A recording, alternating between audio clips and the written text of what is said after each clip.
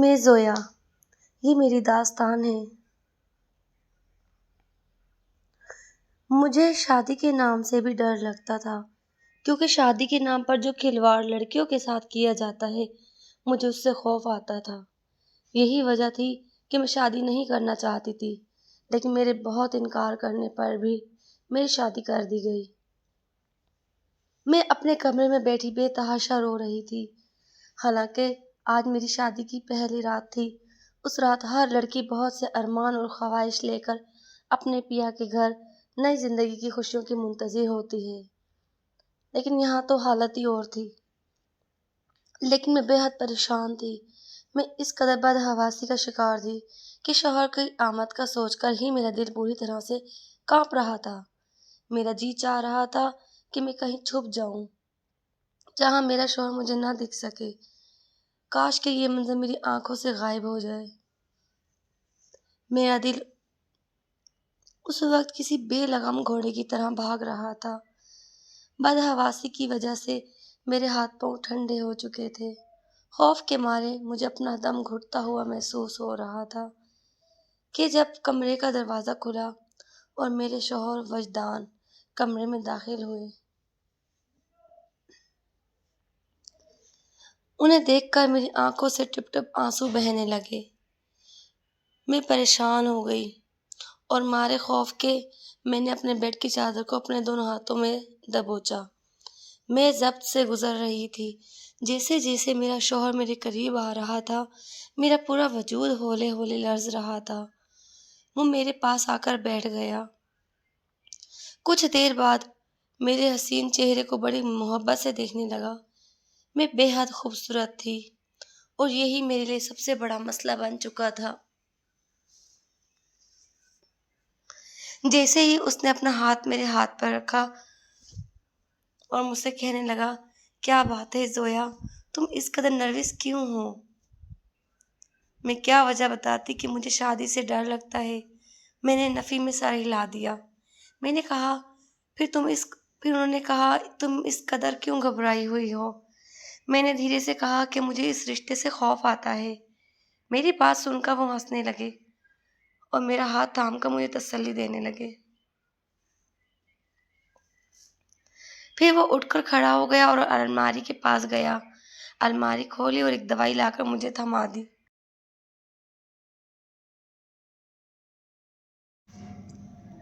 ساتھ میں پانی کا گلاس بھی دیا۔ کہنے لگا، یہ گولی کھا لو۔ میں نے کہا، یہ کس چیز کی گولی ہے؟ وجدان کہنے لگا، تمہاری تمام پریشانیوں کا حل اس گولی میں ہے۔ بہرحال میں نے گولی کھا لی۔ وجدان میرے قریب آنے لگا۔ اس نے میرے دونوں ہاتھوں کو تھام کر اپنے ہونٹوں پر لگایا، مجھ سے اپنی محبت کا اظہار کرنے لگا۔ میں یوں تھی کہ جیسے مجھ پر لرزہ سا طاری ہو چکا تھا۔ آہستہ آہستہ وجدان نے مجھے اپنے حصار میں لے لیا، مگر میں خوف کے مارے اپنا آپ اس پر چھڑوانے لگی۔ لیکن پھر میں نے محسوس کیا کہ جیسے میری آنکھوں میں ایک خماری سی اترنے لگی ہے۔ میں نیند کے آغوش میں جانے لگی ہوں۔ میں چاہ کر بھی خود کو جگا نہیں پا رہی تھی۔ کچھ ہی پل لگے کہ میں گہری نیند میں جا چکی تھی۔ میری شادی سے چند دن پہلے میری سہیلیاں جو کہ پہلے سے شادی شدہ تھی، مجھ سے کہنے لگی کہ چند دن بعد تمہاری بھی شادی ہونے والی ہے، اس لیے ضروری ہے کہ ہم تمہیں اس رشتے کے بارے میں آگاہ کریں۔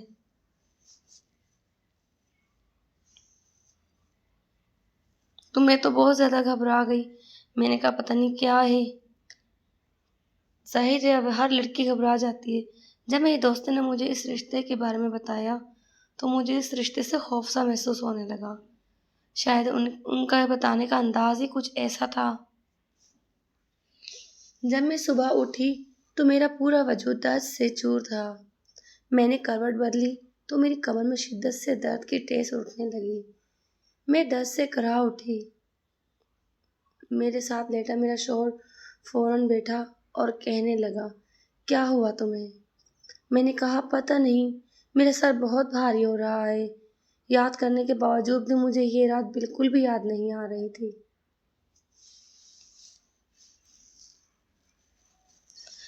پھر میں نے بیڈ پر نظر دوڑائی تو میرے ہاتھ میں پہنی کانچ کی چوڑیاں ٹوٹ کر بیڈ پر بکھری پڑی تھی۔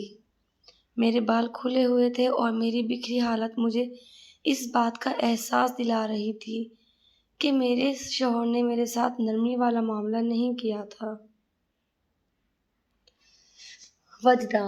وجدان جب نہا کر باہر آیا تو مجھ سے کہنے لگا، دیکھو، میرے گھر میں تمہاری خدمت کرنے کے لیے فی الحال کوئی نہیں ہے، اس لیے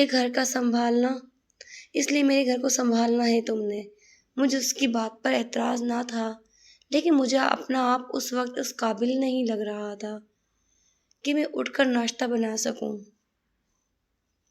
مجھے وہ کہہ کر کمرے سے باہر چلے گئے کہ جلدی سے اٹھ کر باہر آؤ، میرے لیے ناشتہ بناؤ۔ جب میں بیڈ سے اٹھ کر کھڑی ہوئی تو میری کمر یوں تھی کہ ٹوٹ جائے گی۔ کمر پر ہاتھ رکھا، نہا دھو کر کمرے سے باہر نکل گئی۔ وجدان لاؤنج میں ہی بیٹھا فون پر کسی سے ہنس ہنس کر باتیں کر رہا تھا، لیکن جو باتیں وہ کر رہا تھا اس نے مجھے شرم سے پانی پانی کر دیا تھا۔ وہ گزری ہوئی رات کے لمحات نہ جانے کسے بتا رہا تھا، وہ بھی بڑی بے باک انداز میں۔ ناشتے کے دوران میں نے جھجکتے ہوئے وجدان سے کہا، وجدان، میری کمر میں بے تحاشا درد ہے، اس لیے میں شاید رات کو آپ کو وقت نہ دے سکوں۔ وجدان اس وقت چائے پی رہا تھا۔ میری بات سن کر اس کا کپ ہونٹوں کے قریب جاتے ہوئے رکا۔ کہنے لگا، دیکھو، میں تمہارے اس طرح کے بہانے نہیں سن سکتا۔ مجھے ہر صورت میں بہت جلد اولاد چاہیے، اسی لیے میں تم سے شادی کی ہے۔ میں نے رات کو جب وجدان نے مجھے ایک دوسری دوائی دی، میں نے کہا، میں نہیں کھاؤں گی۔ کہنے لگے، یہ نیند کی دوا نہیں ہے۔ میں نے کہا، پھر یہ کس چیز کی دوا ہے؟ کہنے لگے، یہ جلد حاملہ ہو جانے کی ہے۔ یہ سن کر میں کچھ دیر تو اس کی شکل دیکھتی رہ گئی۔ آخر اسے کس بات کی جلدی تھی؟ میری شادی کو کون سے 3-4 سال بیت چکے تھے۔ ابھی تو صرف میری شادی کو 4 دن ہی نہیں گزرے تھے۔ میں نے کہا، ابھی تو ہماری شادی کو 1 ماہ بھی نہیں گزرا، اور وہ کہنے لگا، میں کچھ نہیں جانتا، تمہیں شاید اندازہ نہیں ہے کہ مجھے کتنی شدت سے اولاد کی خواہش ہے۔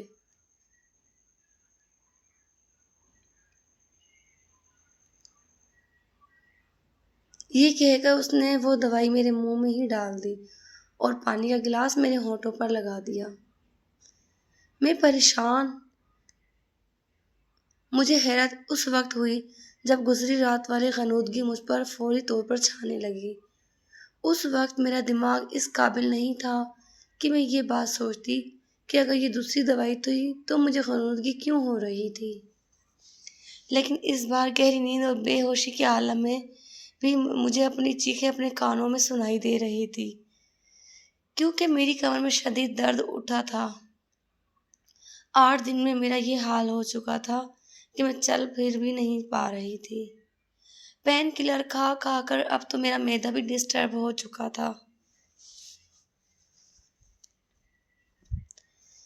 ایک بار پھر جیسے ہی وہ گھر سے باہر گیا، میں نے اپنی امی کو بلا لیا اور ان کے ساتھ میں اپنی لیڈی ڈاکٹر کے پاس چلی گئی۔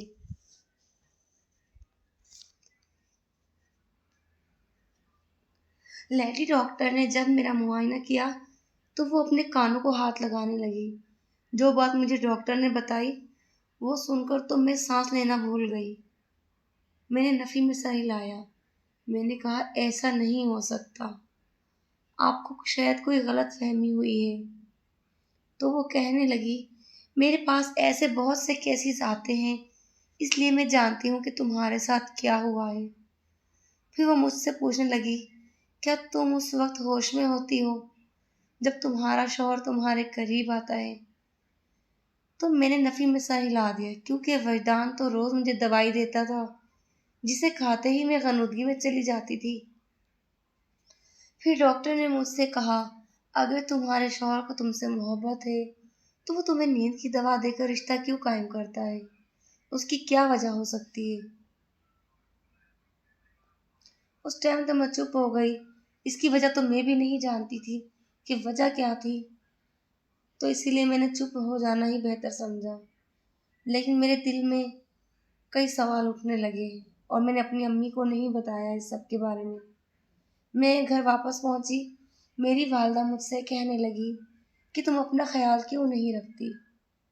8 دن میں تم نے اپنی کیا حالت بنا لی؟ تمہاری رنگت بھی بالکل پیلی پڑ چکی ہے۔ اب میں اپنی والدہ کو کیا بتاتی بھلا کہ میں کس بڑی مصیبت میں پھنس چکی تھی۔ سارا دن لیڈی ڈاکٹر کی باتوں کو سوچتی رہی، لیکن میرے پاس اس بات کا کوئی حل نہ تھا۔ پھر میرے ذہن میں آیا کہ الماری کھول کر دیکھتی ہوں کہ آخر وجدان مجھے کون سی دوائی کھلاتا ہے۔ میں فوراً اٹھ کر کھڑی ہو گئی، دھیرے دھیرے چلتی ہوئی کمرے میں آئی، وجدان کی الماری کھولی، لیکن جب میں نے نیچے لاکر کھولنا چاہا تو وہ لاک تھا۔ رات کو سونے کے وقت اس سے پہلے کہ وجدان کمرے میں آتا، میں فوراً بیڈ پر جا کر لیٹ گئی اور اپنی آنکھیں بند کر لی تاکہ وجدان کو لگے کہ میں سو چکی ہوں۔ لیکن وجدان کمرے میں آیا، مجھے بیڈ پر سوتا دیکھ کر قریب آیا، مجھے بازو سے ہلا کر اٹھانے لگا۔ میں نے کہا، وجدان مجھے نیند آ رہی ہے، میں سونا چاہتی ہوں، میری کمر میں شدید درد ہے۔ میری بات سن کر وجدان کہنے لگا، یہ بہانے تم میرے سامنے مت لگاؤ، مجھے ہر قیمت پر اولاد چاہیے۔ میں نے کہا، آخر آپ نے دوائی اپنی الماری میں چھپا کر کیوں رکھی ہے؟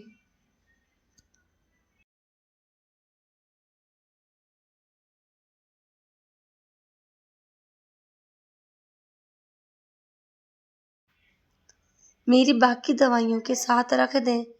میری بات سن کر اس نے بڑے تعجب سے مجھے دیکھا۔ میں نے کہا، وجدان مجھے پیٹ میں بہت درد ہو رہا ہے، آپ کیوں مجھے ڈاکٹر کے پاس نہیں لے کر جا رہے؟ بچہ پیدا کرنے کے لیے ایک مکمل ٹریٹمنٹ ہوتا ہے اور وہ کوئی ڈاکٹر ہی مجھے بتا سکتی ہے۔ لیکن وہ کہنے لگا، میں جانتا ہوں وہ دوائی ہر عورت کو حاملہ کرتی ہے، تمہیں کسی بھی ڈاکٹر سے کوئی بھی علاج کروانے کی ضرورت ہی نہیں ہے۔ پھر بھی میں نے کہا، میں آج کوئی بھی دوائی نہیں کھاؤں گی۔ میرا یہ کہنا تھا کہ وجدان کا پارا ہی ہائی ہو گیا اور پھر انہوں نے زبردستی مجھے دوائی کھلا دی۔ میں بھی مجبور تھی، اب کیا کرتی میں؟ صبح میں اپنی بے بسی پر پھوٹ پھوٹ کر رو رہی تھی۔ میں نے ایک ترکیب لڑائی۔ رات کے وقت میں نے اپنے موبائل کا کیمرہ آن کر دیا اور ایسی جگہ پر رکھا جہاں سے میرا بیڈ آسانی سے نظر آ سکے۔ جیسے ہی وہ گھر سے باہر نکلا، میں نے جلدی سے وہ کیمرہ اٹھایا، اس پر لگی ویڈیو دیکھنے لگی، جسے دیکھ کر میرے ہوش حواس اڑ کر رہ گئے۔ میں نے وہ پوری ویڈیو بھی نہیں دیکھی تھی کہ موبائل کو بیڈ پر ایک طرف پھینک دیا اور اپنے چکراتے ہوئے سر کو پکڑنے لگی۔ جو کچھ میرا شوہر میرے ساتھ رات میں کرتا تھا، وہ کوئی بھی اور برداشت نہیں کر سکتی تھی۔ اس سے پہلے کہ وجدان واپس آتا، میں نے اپنے والدین کو اپنے گھر بلا لیا، ساری سچائی انہیں بتا دی۔ یہ سن کر میری ماں رونے لگی۔ میرے والد اپنا سر پکڑ کر بیٹھ گئے، کیونکہ وجدان ایک نامکمل مرد تھا۔ وہ اس قابل نہ تھا کہ اولاد پیدا کر سکتا، بلکہ وہ اس قابل بھی نہ تھا کہ بیوی کے پاس آ سکتا۔ مجھ پر یہ رعب جمانے کے لیے اور یہ ثابت کرنے کے لیے کہ وہ ایک مکمل مرد ہے، وہ رات گزارنے کے لیے اپنے دوستوں کو میرے کمرے میں بھیج دیتا تھا جو میرے ساتھ سفاکی سے سلوک کرتے تھے۔ میرے والد نے وجدان پر کیس کر دیا اور مجھے خلا بھی دلوا دی۔ وجدان کی تحقیقات کی تو معلوم ہوا کہ اس کی پہلے بھی شادی ہو چکی ہے اور اس کی بیوی نے اسی بات پر خلا لی تھی کہ وہ نامرد ہے اور اولاد پیدا کرنے کے قابل ہی نہیں ہے۔ جب میں لیڈی ڈاکٹر کے پاس گئی تھی تو اس نے مجھ سے یہی کہا تھا کہ تمہارے ساتھ ریپ ہو رہا ہے، کرنے والے ایک سے زیادہ لوگ ہیں۔ اس وقت میں یہ سن کر ضبط کر رہی تھی کہ کاش یہ بات جھوٹ ہو۔ وجدان مجھے حاملہ کرنے کے بہانے نیند کی دوائی دیتا تھا تاکہ میرے ساتھ یہ گھٹیا کھیل کھیل سکے اور اپنی انا کو تسکین پہنچا سکے۔ اس نے میری زندگی برباد کر کے رکھ دی۔